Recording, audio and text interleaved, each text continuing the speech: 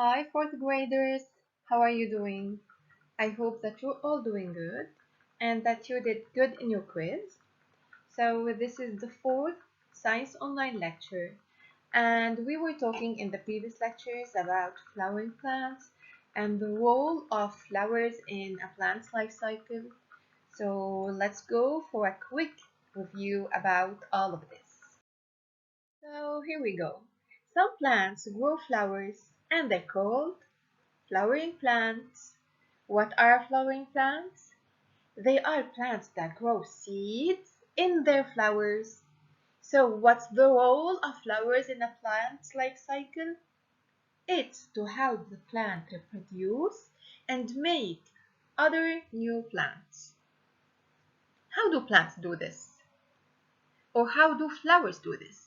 It's with the help of each part of a flower. Let's together give the names of the flower's parts and tell the function or the job of each one of these parts.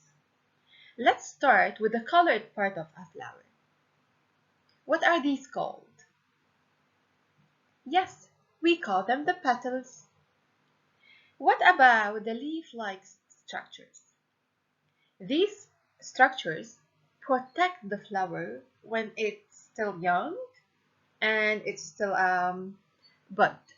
These are the sepals. Perfect. A perfect flower shows both male reproductive organ and female reproductive organ. So the flower shown in front of you on the screen is a perfect flower with a female reproductive organ showing the three parts: the stigma, the style, correct, and the ovary. The stigma, style, and ovary together form the female reproductive organ called the pistil. That's right. We call it a pistil or a carpel. What about the male reproductive organ? The male reproductive organ or the stamen consists of two parts: the anther and the filament holding the anther. So the anther and the filament together form the stamen. So how does reproduction happen? Actually, the job of the anther is to make pollen grains. Then we'll have pollinators coming to move the pollen grains from the anther to the stigma. That's right. What do we call this process? This step of moving pollen grains from the anther to the stigma? Pollination. Perfect. And how do we call the agents or let's say the organisms that help in moving pollen grains? Pollinators. Perfect. So this bee now is a pollinator. The job or the role of the bee is to move pollen grains from the anther to the stigma. Pollinators can be the wind, water, and animals like bees, butterflies, some birds. So, then we have the pollen grain landing on the stigma. This pollen will move to the ovary. Inside the ovary, pollen grains will meet the ovules, and then when they meet, we will have seeds. We will have the baby plants. So again, plants can be pollinated by the wind, water, different animals like the bees like we saw now. Let's take the example of these trees. These trees are called conifers and they are pollinated by wind. So it's the wind that moves pollen grains from the male organ to the female organ. But let me tell you something.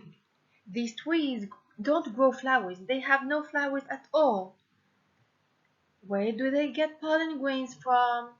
Who makes their pollen grains? We'll see in the next slides. and we'll be talking about a special kind of trees called conifers. And here is a close picture of a conifer branch. Take a look. These plants are evergreen plants. This means that they don't lose their green color ever. They stay green in winter, summer, spring, and fall. They don't lose their leaves. How do their leaves look like? They have needle leaves, so their leaves look like needles and they don't lose their green color ever. Do conifers grow flowers? No, they don't, but they grow cones instead of flowers. So this thing, let me circle it for you, shown in the figure, is called a cone. This is a cone. Again, conifers are evergreen plants. They stay green forever. They have leaves that look like needles and they grow cones instead of flowers. They don't make flowers, but they make two types of cones, seed cones and pollen cones. Let's see. What's the role of the pollen cone? Good job! To make pollen grains, the pollen cones of a conifer produces pollen grains. What about the seed cone? The seed cone holds the babies inside. Do they have the same size? No, they don't. This is the seed cone. The seed cone is the female cone. Its job is to hold the babies inside. It contains the eggs waiting for the pollen that comes from the male cones. And when the pollen grains meet the ovules inside the seed cones, we will have seeds. Seed cones are larger than the pollen cones because they hold the seeds inside. So, who makes the pollen grains? The pollen cones. Good job. The pollen cones' job is to produce pollen grains. The wind comes and moves these pollen grains from the pollen cones to the seed cones. I will draw an arrow showing this now. So the wind moves pollen grains from the pollen cones to the seed cones. This is how pollination happens. The function of the pollen cones is to produce pollen, and the function of the seed cones is to hold the babies inside. Which trees are considered as conifers? Let's see some examples. The spruce tree, the cypress tree, the larch tree, the pine tree, the cedar tree, the Douglas tree, giant sequoia, redwood are all names of conifers. These conifers are plants with needle leaves and they grow cones instead of growing flowers. How does reproduction happen? The wind moves pollen grains from the pollen cone to the seed cone, and then the seeds will, when planted in the soil, will grow into a new conifer. So this was the whole lesson. Easy, right? Describe a pine tree. Let's talk about all conifers since the pine tree is one of the conifers tree. Conifers are evergreen trees. They stay green all year round. They have needle leaves and they grow cones instead of growing flowers. What are the fruit examples of evergreen trees? Cedar trees, cypress trees, pine trees, giant sequoia, redwood trees, spruce trees are all examples of conifers. So again, conifers are called conifers because they grow cones instead of growing flowers. How many types of cones do they grow? They grow two types of cones: pollen cones and seed cones. The pollen cone's function is to produce and release pollen. The wind moves pollen grains from the pollen cone to the seed cone that contains ovules. These ovules are waiting for the pollen grains. When pollen grains meet the ovules, we will have seeds. And then these seeds, when planted in the soil, they will grow into new conifers. In the next slide, you'll be watching a video that I love so much with Jessie talking about evergreen trees. Bye bye for now.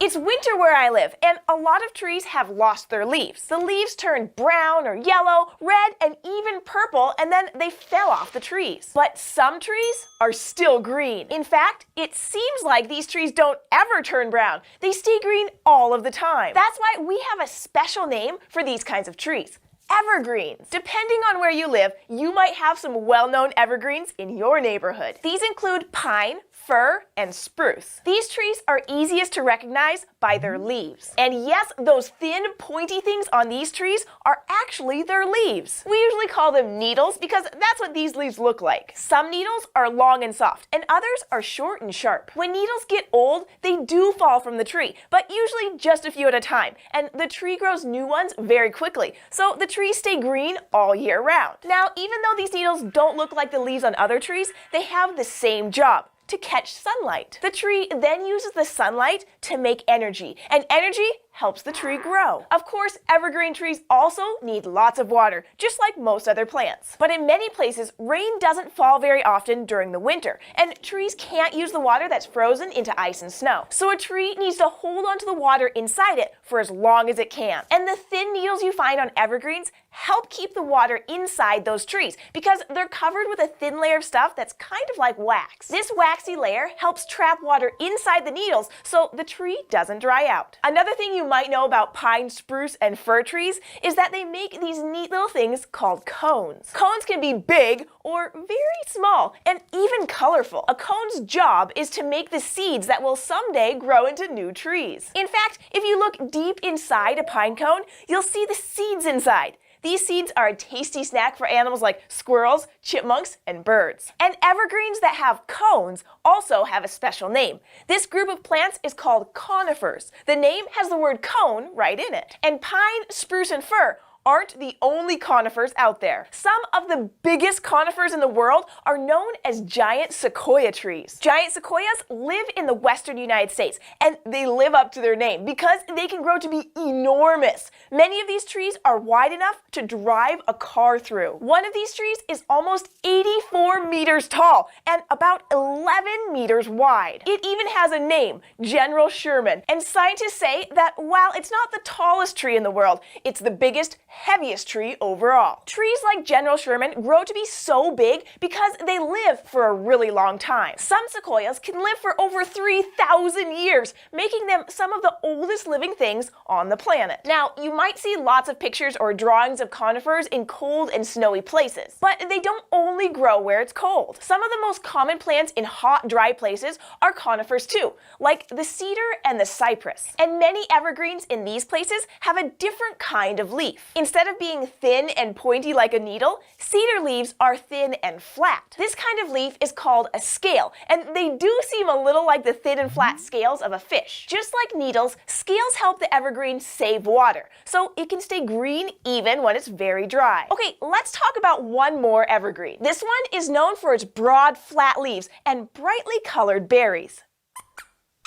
Right you are, Squeaks! It's holly! Holly is an evergreen with leaves that are often dark green and prickly around the edges. And just like needles, holly leaves have a shiny coating on them that helps them save water when it's dry. Holly is not a conifer, so it doesn't make cones. Instead, the seeds of holly plants are found inside the berries. Although the most famous kinds of holly have red berries, some holly plants make berries that are white, orange, or even black. So even when it's wintertime, many kinds of trees keep their green. Here's hoping you get outside and have a chance to see some of these excellent evergreens this winter. Thanks for joining us on SciShow Kids. Do you have a question about something in the world around you? If so, ask a grown-up to help you. Leave a comment down below or send us an email to kids@scishow.com. Thanks, see you next time.